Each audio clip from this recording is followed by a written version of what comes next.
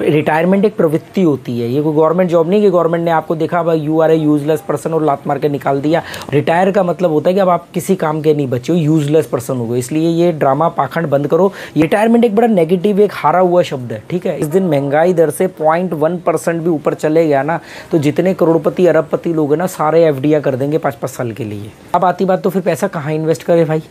Fix deposit में कभी पैसा नहीं रखना चाहिए, यहाँ पैसा घटता है। तो पहली बात, आपको पैसा हमेशा वहाँ पर इन्वेस्ट करना है अगर आपको ग्रोथ करनी है जो महंगाई दर को बीट करे। देखो, इन सबसे सुरक्षित बुढ़ापा तो मिल सकता है, लग्जरी बुढ़ापा नहीं मिलेगा, ये बात ध्यान रखना। हेलो फ्रेंड्स, नमस्कार दोस्तों। जैसे कि हमने अपनी फाइनेंशियल एजुकेशन की जो सीरीज़ बना रहा हूँ, उसमें वीडियो में मैंने बताया कि भी आपको हमेशा पैसिव इनकम को प्रायोरिटी देनी चाहिए और उसी को लक्ष्य मान के धीरे धीरे अपनी लाइफ को, अपने काम करने के तरीके को पैसिव इनकम में कन्वर्ट करो। कोई रिटायरमेंट वगैरह प्लान करने की ज़रूरत नहीं है। अगर आप ये काम 25 साल में भी कर लेते हो, 28 साल में भी कर लेते हो तो भी बढ़िया है। ये बेकार का ढकियालूसी पाखंड बंद करो कि 40 साल की उम्र में हमने रिटायरमेंट प्लान करी है। कोई भी आदमी रिटायरमेंट प्लान नहीं कर सकता। जो आदमी रिटायरमेंट प्लान करने की बात कर रहा है, रिटायरमेंट प्लान करना कह करके ही आप रिटायरमेंट कैसे प्लान कर सकते हो? ये सिर्फ और सिर्फ एक बेवकूफ़ी, अपने आप को धोखा देने की वो है। रिटायरमेंट एक प्रवृत्ति होती है, ये कोई गवर्नमेंट जॉब नहीं कि गवर्नमेंट ने आपको देखा भाई you are a useless person और लात मार के निकाल दिया और आप उसको कह रहे हो मैं तो रिटायर हो गया। रिटायर का मतलब ये होता है कि अब आप किसी काम के नहीं बचे हो, बैठ के चुपचाप हमारी रोटियां तोड़ो, जो हम आपको पेंशन के रूप में दे रहे हैं। इसको बोलते हैं रिटायरमेंट। क्यों रिटायरमेंट होना चाहिए? आदमी को कभी भी ज़िंदगी में रिटायरमेंट नहीं होना चाहिए। मैं तो कभी नहीं रिटायर होने वाला, पर मैं जो ज़िंदगी जी रहा हूँ वो रिटायरमेंट के लोगों के हिसाब से सबसे बेस्ट ज़िंदगी जी रहा हूँ, पर मैं रिटायर नहीं हूँ। रिटायर का मतलब होता है कि अब आप किसी काम के नहीं बचे हो, यूजलेस पर्सन हो गए। इसलिए ये ड्रामा पाखंड बंद करो, ये अर्थशास्त्रियों की भाषा बोलना बंद करो। ये जो होते हैं कि भी रिटायरमेंट को प्लान करना चाहिए, बहुत लोगों के मुँह से मैंने सुना, मैंने 40 साल की उम्र में रिटायरमेंट प्लान किया, मैंने 50 साल की उम्र में। अरे तुम ज़िंदगी में रिटायरमेंट प्लान नहीं हो सकते। और रिटायरमेंट का मतलब ही ये है कि आप अपनी ये मान रहे हो कि मैं किसी काम का नहीं बचा, मैं निकम्मा नहीं टल रहा हूँ। मैं जब काम का था तो मैंने एक बहुत बड़ा पैसा इकट्ठा कर लिया, अब मैं उस पैसे के ब्याज से अपनी रोटियाँ तोड़ूंगा, इसलिए मैं अपनी यूजलेस हो गया हूँ और मैं रिटायरमेंट हूँ। ये सब पाखंडगिरी बंद कर दो। कोई रिटायरमेंट नहीं होनी चाहिए, ठीक है। सिंपल सी बात ये है कि अपने आप को एक्टिव इनकम से पैसिव इनकम में कन्वर्ट करना है। उसको आप रिटायरमेंट मानो, उसको आप कुछ भी बोल सकते हो।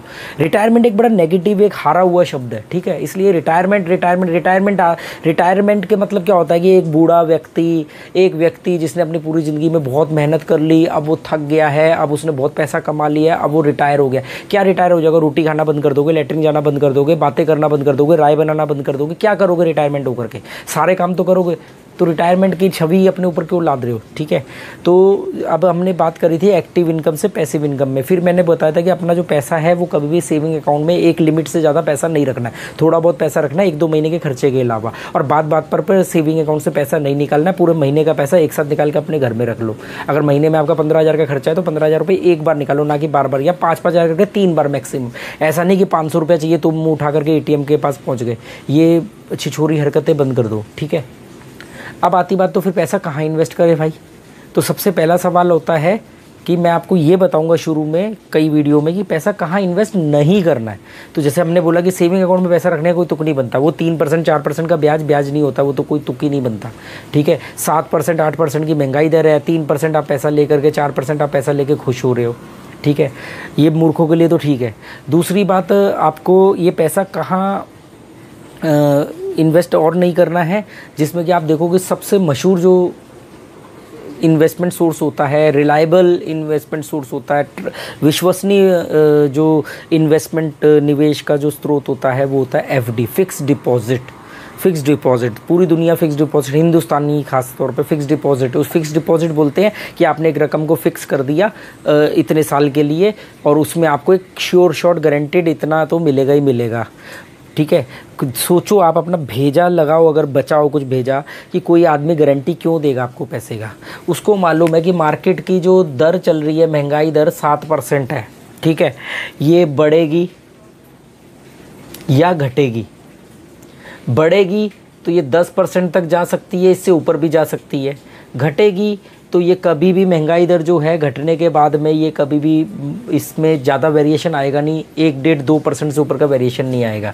तो ये 7 की 6 हो जाएगी, 6.5 हो जाएगी, बहुत इससे ज़्यादा का फ़र्क नहीं आएगा। बहुत हुआ 5.5। तो ये जो भी इसका निचला स्तर काउंट कर लेंगे, उसके बाद में उसका आधा जो होगा उससे 1-2% कम आपको FD पे देंगे, ठीक है। उससे कम आपको FD पे ब्याज देंगे। आप खुद सोचो, कि मतलब आपको 7% आपका सामान का रेट बढ़ रहा है, 8% महंगाई हो रही है और आपको वो बदले में दे रहे हैं उससे 1, 1.5, 2% कम। जिस दिन उससे 0.1% भी ऊपर दे दिया ना एफडी का ब्याज, जिस दिन महंगाई दर से 0.1% भी ऊपर चले गया ना, तो जितने करोड़पति अरबपति लोग हैं ना, सारे एफडीआं कर देंगे 5-5 साल के लिए। और एफडी का भी उनका ड्रामा देखा है कभी आपने?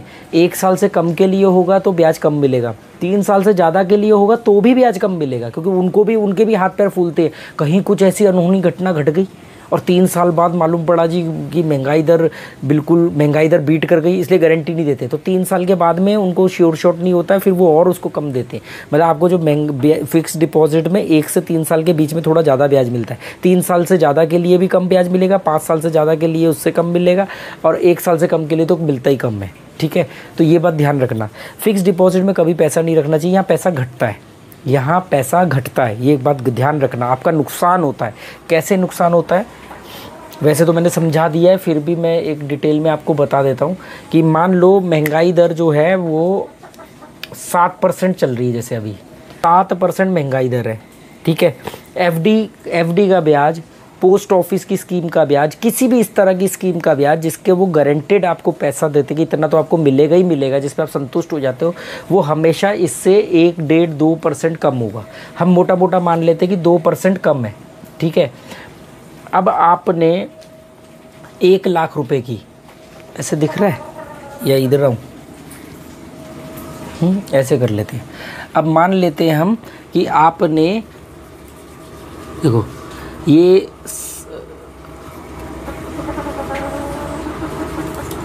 7% एफडी का ब्याज है। ठीक है, कितना? 7%, और 7% महंगाई दर है।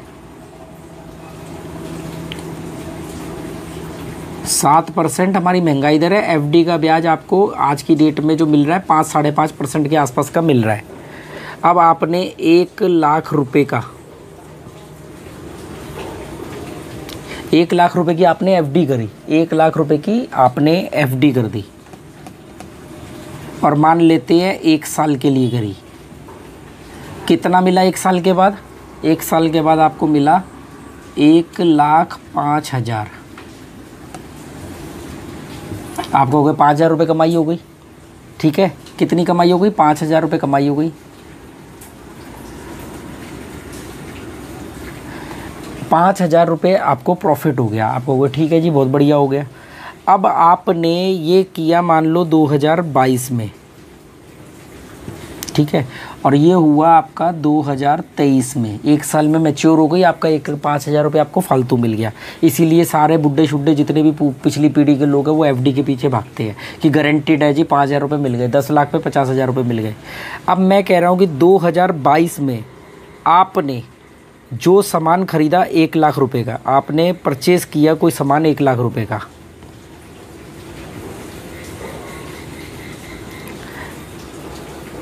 ये 1 लाख रुपए का आपने सामान खरीदा। महंगाई दर कितनी है? 7%। 1 लाख की 7% महंगाई के हिसाब से, अब जो सामान आपने मान लो इसमें ख़रीदा, आपको ये इतना आया, मान लेते ये इतना आया 100%, कोई सामान आपने ख़रीदा, 7% महंगाई दर बढ़ गई। 2023 में कितना हो गया? 1 लाख,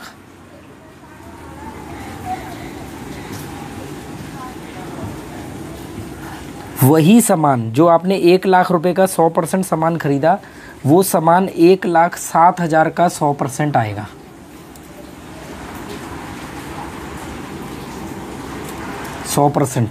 और अगर हम मान लेते हैं कि अब आपको लॉस कितना हुआ? 2,000 रुपये का लॉस हो गया। ठीक है, एक एग्जांपल के तौर पे समझा रहा हूँ, आप इसको कैलकुलेट खुद कर लेना। 2,000 रुपये का आपको लॉस हो गया, और अगर आप यहाँ पे 2,000 का लॉस नहीं देख रहे हो, तो ये जो सामान आपने 1 लाख का ख़रीदा ना, यहाँ पर ये 100% आया है, तो यहाँ पर भी आपने 1 लाख का ही सामान ख़रीदा, तो ये आपको मिलेगा 93%। मतलब अगर आपने 1 लाख रुपए का मान लो कोई चीज़ 100 यूनिट खरीदी, तो 2023 में 7% बढ़ने की वजह से वो सामान 93% आएगा। आप चाहे उसको सामान में लॉस समझ लो या अमाउंट, और अगर 100% खरीदना है तो यहाँ 7,000 हो जाएगा, और अगर यहाँ पे आपने इसी अमाउंट का सामान खरीदना है तो ये यहाँ पर उतना अमाउंट आपको एक्स्ट्रा पे करना पड़ेगा। मोटा मोटा एक और सरल भाषा में बता दूं कि अगर मैंने आज आपसे 2022 में, अभी जून चल रहा है, मैंने आपसे 2022 में जून में आपसे 1 लाख रुपया उधार लिया और आपको बोला कि मैं आपको ना ये पैसा 1.5 साल में वापस कर दूंगा, पर मैंने आपको 2023 के अंदर जून में ही आपको 1 लाख रुपया वापस कर दिया। आप बोलोगे यार राकेश शर्मा तो बहुत अच्छा आदमी है, देखो उसने तो पैसा लिया और हमें टाइम पे पैसा वापस कर दिया, हमारे लिए तो बड़ा फ़ायदेमंद है, मतलब बड़ा अच्छा बंदा, 1.5 साल का बोल के 1 साल में दे दिया। पर अगर आप सही मायने में देखो, अगर महंगाई दर 7% है तो मैंने आपका 1 लाख रुपया ले करके आपको वापस सिर्फ 93,000 रुपये किया, क्योंकि आज जो आपको 1 लाख रुपये में सामान मिल रहा है वो 2023 में वो 1,07,000 का आएगा, या वो सामान आपको 7,000 कम मिलेगा, 7,000 रुपये का। तो ऐसे ही होता है, आपका पैसा घटता है एफडी में। तो आपको कभी भी अपने पैसे को एफडी, पोस्ट ऑफिस की स्कीम, किसी भी ऐसी जगह गवर्नमेंट की जहाँ गारंटेड बॉन्ड वगैरह ऐसे होते हैं, सिर्फ इतना कंपेयर कर लेना, उसमें पैसा नहीं डालना है। अगर डालना है तो ये पता कर लेना कि जो आपका महंगाई दर है उससे ऊपर जा रहा है, ऐसा हो ही नहीं सकता, ऊपर जाएगा ही नहीं, ठीक है। और जिन जगहों पे ऊपर जाएगा, जो आगे जाके हम बताएंगे कहाँ का इन्वेस्ट करना, उनमें रिस्क फैक्टर हो जाएगा, उनमें रिस्क हो जाएगा, उनमें पैसा घट भी सकता है, पैसा बढ़ भी सकता है अगर वो महंगाई। तो पहली बात, आपको पैसा हमेशा वहाँ पर इन्वेस्ट करना है अगर आपको ग्रोथ करनी है जो महंगाई दर को बीट करे।